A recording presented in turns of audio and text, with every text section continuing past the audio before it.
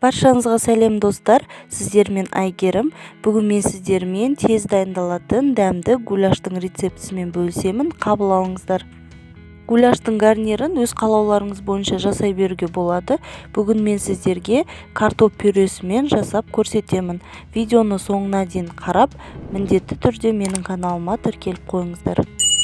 Ең алдымен қара кесек етімізді жуып, осылай ұзыншақ қылып турап аламыз. Одан кейін еттің үстіне мөлшермен 2,5-3 кеседей суық су құямыз.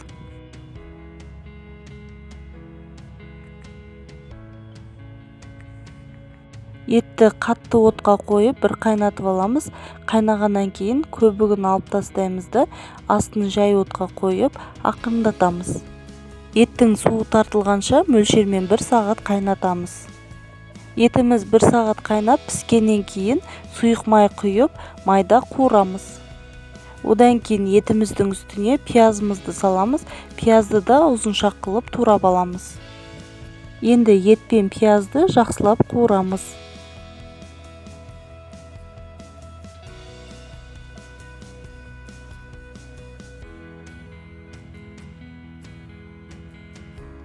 Енді 1 шай қасық немесе жарты ас қасық томат пастасын қосамыз.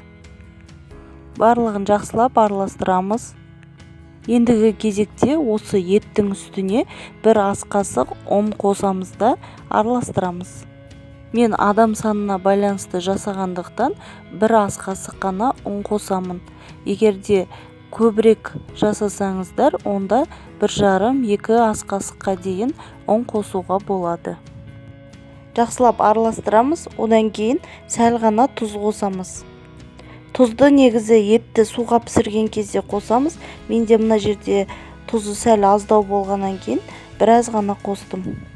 Енді мен 1 кеседей су құямын.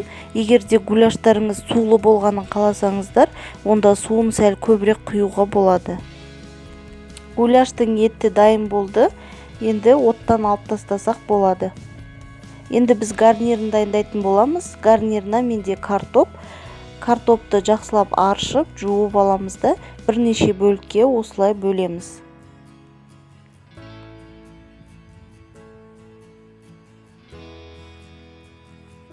Картопымызды осылай турап аламыз, үстіне тұз қосамыз және де газға қатты отқа қоямыз. Қатты отта осылай бір қайнатып аламыз да астын басамыз және де осылай араластырып қоямыз.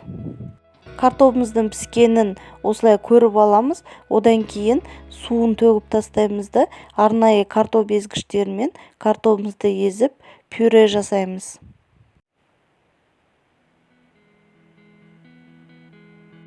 Картопымызды езіп алғаннан кейін үстіне сүт құямыз да араластырамыз.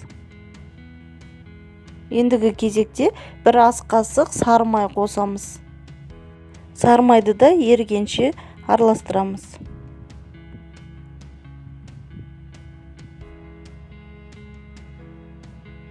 Міне біздің гуляшымыздың пюресі дайын болды. Енді үстіне етімізді саламыз. Енді әдемілеу үшін үстіне біраз көк шөптер себеміз.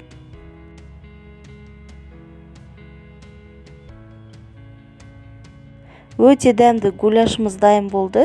Міндетті түрде жасап көріңіздер. Рецепт сіздерге ұнайтынына сенімдімін. Және де ұнап жатса каналыма тіркеліп, лайк басып, пікірлеріңізбен бөлісіп қойыңыздар.